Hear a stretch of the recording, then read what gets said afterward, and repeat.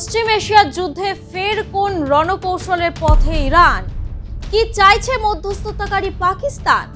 Iran না America কার পক্ষে সমর্থনে পাল্লা ভারী ইসলামাবাদে? ইরানে পাক সেনা সর্বাধিনায়কের উপস্থিতি কিসের ইঙ্গিত? পাকিস্তানের মধ্যস্থতায় ইসলামাবাদে বৈঠক হলেও আমেরিকা ইরানের মধ্যে সেই শান্তি বৈঠক ভেস্তে গিয়েছে। ফের সমাধান সূত্রের খোঁজে এবার ইরানে পৌঁছল পাকিস্তানের প্রতিনিধি দল। পাক সেনাপ্রধান আসিফ মুনিরের নেতৃত্বে ওই দল তেহরানে পৌঁছয়। মুনির তেহরানে পৌঁছানোর পরই তাদের এক দফা কথাবার্তা হয় আরাকচির সঙ্গে। ওই সাক্ষাতের পরে এক সংক্ষিপ্ত বিবৃতিতে আরাকচি জানান, মুনিরকে স্বাগত জানাতে পেরে তিনি খুবই আনন্দিত। পশ্চিম এশিয়ায় শান্তি এবং স্থিতাবস্থা ফেরানোর জন্য ইরানের সদিচ্ছার কথাও জানান তিনি।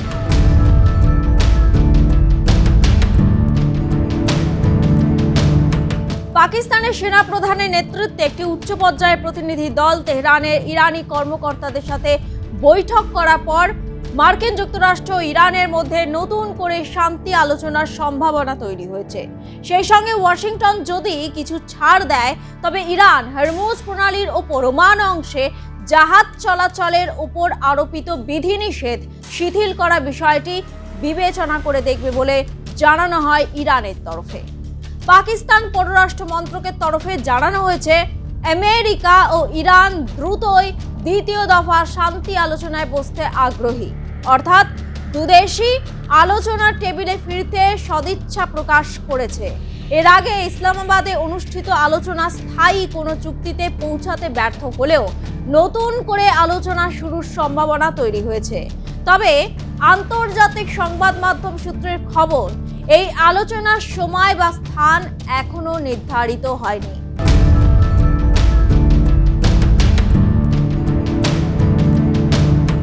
আমেরিকার নৌবহরে থাকা অত্যাধুনিক ও ব্যয়বহুল ড্রোন পারস্য উপসাগরে হারিয়ে যাওয়ার কিছু নমুনা পাওয়া গেছে। নেভি সেফটি কমান্ডো প্রকাশিত একটি প্রতিবেদনে জানানো হয়েছে, MQ-4C ট্রাইটন ড্রোনটি গত 9 এপ্রিল বিধ্বস্ত হয়। সামরিক নিরাপত্তার কারণে তারা সুনির্দিষ্ট অবস্থান প্রকাশ করেনি। মার্কিন নৌবাহিনী নেভি সেফটি কমান্ডো মূলত নিরাপত্তা ঝুঁকি, দুর্ঘটনা প্রতিরোধ ও যুদ্ধকালীন তৎপরতা বজায় রাখা নিয়ে কাজ করে। ফ্লাইট ট্র্যাকিং তথ্য অনুযায়ী উড়ানরত অবস্থায় ট্রাইটন ড্রোনটি ভূপৃষ্ঠে থাকা পাইলটের সঙ্গে যোগাযোগ বিচ্ছিন্ন হওয়া 7400 কোডে সংকেত পাঠিয়েছিল। প্রায় 70 মিনিট পর এটি 44,000 ফুট উচ্চতায় নেমে আসে। তখন জরুরি অবস্থার সংকেত হিসেবে 7700 কোড পাঠায়। বেশ কিছুক্ষণ এই সংকেত পাঠানোর পর ড্রোনটি শেষ পর্যন্ত 9250 ফুট উচ্চতায় নেমে গিয়ে রাডার থেকে বিচ্ছিন্ন হয়। কেবল ফ্লাইট ট্র্যাকিং তথ্য দিয়ে ড্রোনটি নিখোঁজ হওয়ার প্রকৃত কারণ নিশ্চিত হওয়া সম্ভব নয়। মার্কিন নৌবাহিনীর পক্ষ থেকে শুধু ড্রোনটি বিধ্বস্ত হওয়ার কথা জানানো হয়েছে। বিশ্বের শ্রেষ্ঠ চালকহীন সামুদ্রিক গোয়েন্দা ও নজরদারি বিমান হিসাবে অভিহিত করে জেট ইঞ্জিন চালিত যানটি একটানা 8500 মাইল পাড়ি দিতে পারে এবং আকাশে 24 ঘন্টার বেশি সময় উড়তে সক্ষম। নর্থ্রপ গ্রুম্যান এখনো পর্যন্ত মাত্র 20টি ট্রাইটন তৈরি করেছে। এর প্রতিটি ইউনিটের দাম প্রায় $24 কোটি। শান্তি আলোচনা এটি একটি গুরুত্বপূর্ণ বিষয়। 13 এপ্রিল থেকে ইরানের বন্দরগুলোর ওপর অবরোধ আরোপ করেছে আমেরিকা। যদিও বিশ্লেষকরা বলছেন, তেল উৎপাদন কমিয়ে টানা 2 মাস রপ্তানি সম্পূর্ণ বন্ধ রাখলেও ইরানে অর্থনীতির খুব বড় কোনো প্রভাব পড়বে না। 2 মাস তেল রপ্তানি বন্ধের সঙ্গে মানিয়ে নিতে পারবে ইরান। অবরোধের কারণে ইরানে প্রায় 20 লাখ ব্যারেল অপরিশোধিত তেলের প্রধান ক্রেতা চীনের কাছে সরবরাহ করা বিঘ্নিত হতে পারে। ইরানের তেল উৎপাদক বন্ধ হলে তা আঞ্চলিক যুদ্ধের কারণে ইতিমধ্যে বিঘ্নিত হওয়া 1,20,00,000 ব্যারেল সরবরাহের তালিকায় নতুন করে যুক্ত হবে। এতে বাজারে আরও সংকুচিত হবে এবং তেলের দাম বৃদ্ধি পাবে। রপ্তানি বন্ধ হয়ে যাওয়ায় ইরান এখন তাদের অপরিশোধিত তেলের স্থলভাগে স্টোরেজ ট্যাঙ্কগুলোতে সরিয়ে নিতে বাধ্য হচ্ছে। একবার এই ট্যাঙ্কগুলো পূর্ণ হয়ে গেলে ওপেকের এই সদস্য দেশটিকে বাধ্য হয়ে তেলের মূল উৎপাদন কমিয়ে দিতে হবে। সূত্রের খবর, ইরানের স্থলভাগে মোট 12,20,00,000 ব্যারেল তেল রাখার ক্ষমতা রয়েছে।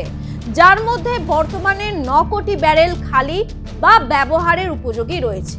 তবে ওই যে বললাম, মার্কিন অবরোধে ইরানে প্রায় 20 লাখ ব্যারেল অপরিশোধিত তেলের প্রধান ক্রেতা চীন সমস্যায় পড়বে। ইতিমধ্যে হরমুজ প্রণালীতে জাহাজ চলাচল স্বাভাবিক করতে ইরানকে চাপ দিতে শুরু করেছে চীন। সম্প্রতি এই বিষয়ে ইরানের পররাষ্ট্রমন্ত্রী আব্বাস আরাকচির সঙ্গে ফোনালাপ হয়েছে চীনের পররাষ্ট্রমন্ত্রী ওয়াং ইর। ওয়াং ই বলেন, হরমুজে ইরানের সার্বভৌমত্ব এবং নিরাপত্তার বিষয়টিকে অবশ্যই সম্মান করতে হবে, তবে একই সঙ্গে আন্তর্জাতিক জলপথে জাহাজ চলাচলের স্বাধীনতা ও নিরাপত্তা নিশ্চিত করাটাও জরুরি। চীনা পররাষ্ট্রমন্ত্রী ফোনালাপে আরও বলেন, এই গুরুত্বপূর্ণ জলপথ দিয়ে পুনরায় নৌ চলাচল স্বাভাবিক করার ব্যাপারে আন্তর্জাতিক মহলে ব্যাপক আগ্রহ আছে। আঞ্চলিক দেশগুলোর মধ্যে সম্পর্কের উন্নয়ন এবং উত্তেজনা প্রশমনে চীন তাদের প্রচেষ্টাও চালিয়ে যেতে আগ্রহী।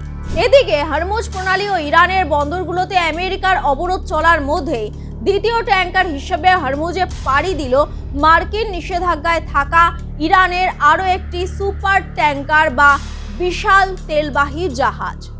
আন্তর্জাতিক সংবাদ মাধ্যম সূত্রে খবর, 20 লাখ ব্যারেল জ্বালানি তেল বহনের সক্ষম ট্যাঙ্কারটি কোন দিকে যাচ্ছে তাৎক্ষণিকভাবে তা স্পষ্ট হওয়া যায়নি।